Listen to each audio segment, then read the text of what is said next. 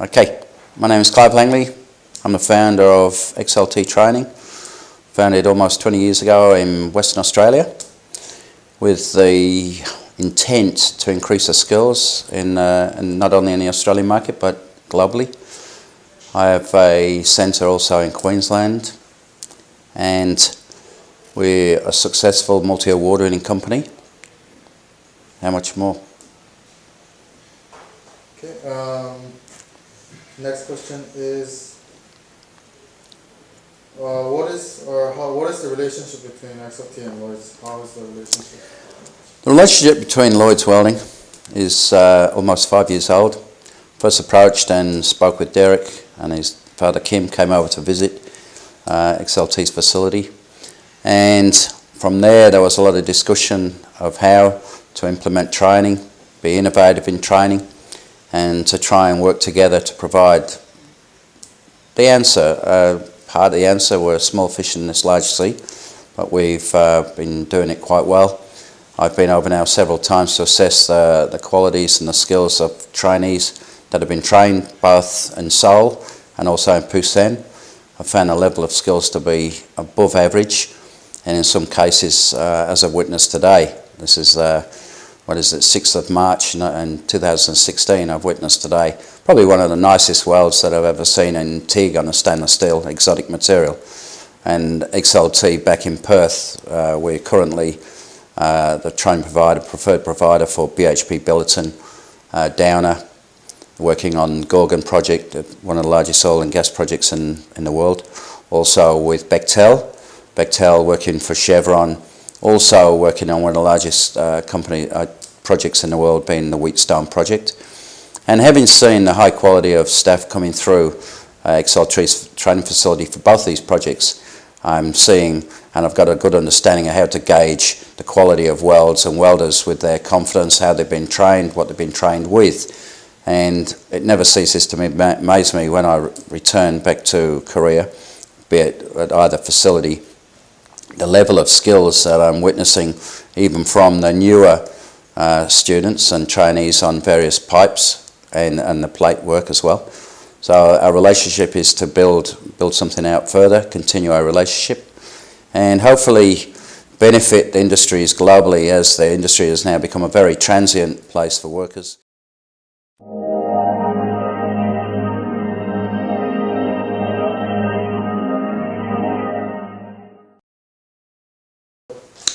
Yes, I met with Lloyd's welder training. Derek and his father Kim came over to Western Australia after a couple of phone calls. We both had common interest in working together and in our own way within our own companies, had the same sort of vision.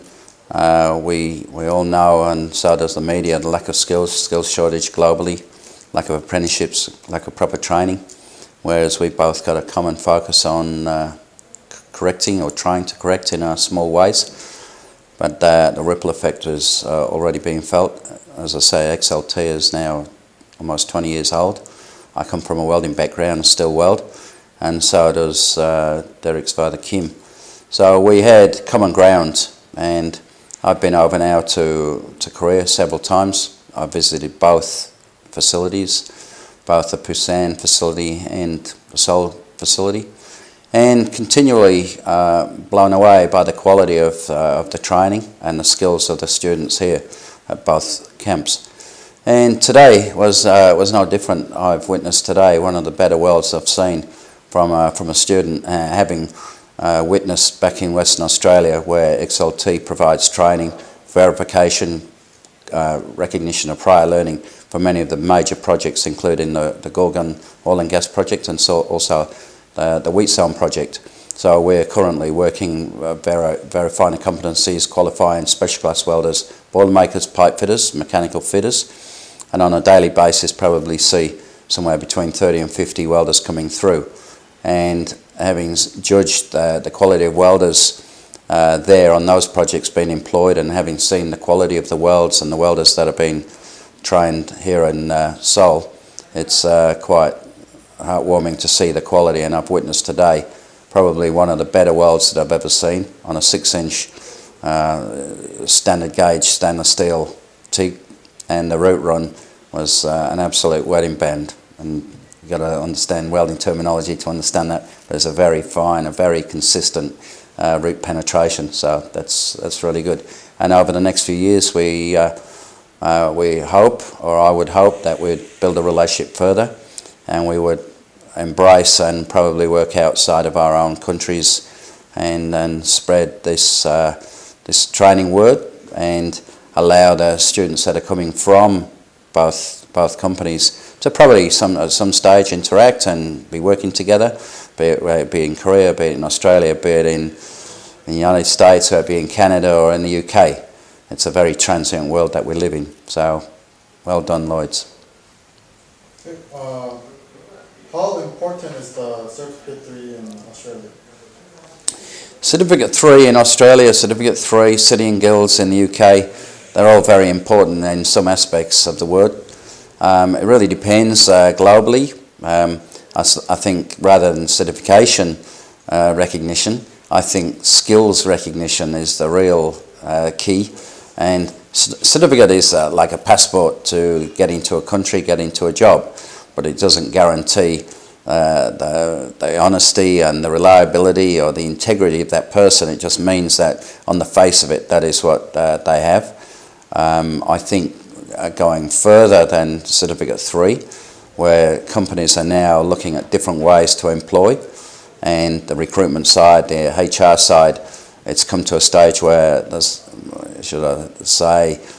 come a little lack of understanding, a little lack of what is required by all parties, and it sometimes becomes a very hit and miss occupation to be a HR or recruitment officer, understanding what is required from an individual, where the metals and the welding industry globally is very complex, and many standards, many processes, many materials, many positions, and it's, you know, to try and capture that into one person.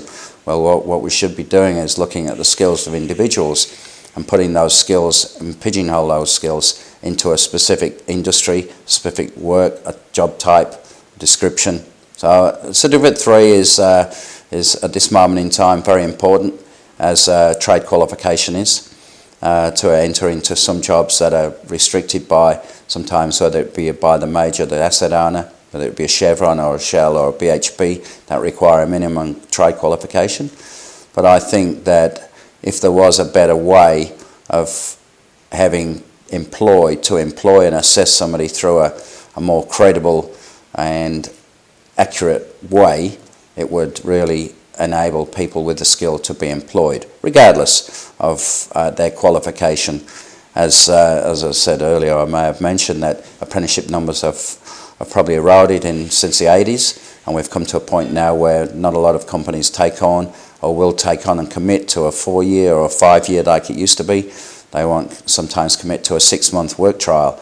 So what's left in the hands of the individual, whether it be somebody who chooses boiler making, pipe fitting, welding, special class welding, or another trade field, it's left up to him to gather the skills and gather the experiences and the knowledge and the skill base within a field that suits him, and that would be from job to job, from a TA to a second-class welder, come back for training, go into a high-paid job, into a coded welder, and gradually 5 years will soon go by, and in that 5 years, the person's probably gathered more skill, and coupled that with the training that he would get or could get from Lloyds or XLT, that person there of the 5 years has gathered a lot more skill, a lot more knowledge, and is a lot more useful to a company. However, that person hasn't been in an apprenticeship, so at some stage would be required to be recognised prior learning to a Certificate 3 or to an international standard, to whatever country that person, he or she, would be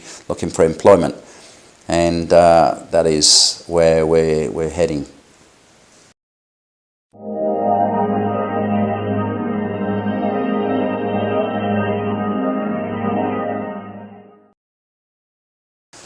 Just to cap on what I've said, what people should know and what people should do when they travel the world looking for a job, looking for lifestyle, is to gather as many skills. I, as a welder, have been welding for 45 years, and it took me 45 years, and I'm still learning. So people should still learn and gather the skills, develop their own skills, and achieve to be the best in the workplace across the board. Thank you.